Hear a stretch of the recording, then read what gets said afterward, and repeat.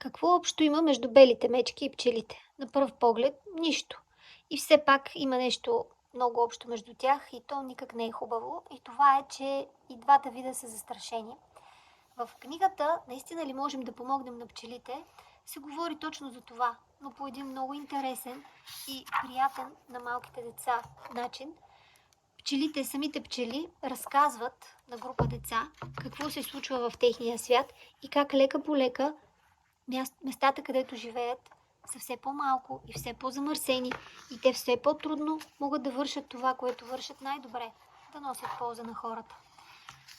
В книжката е обяснено начините, по които хората пречат на пчелите, а също така е разказано и каква е функцията на пчелите в природата.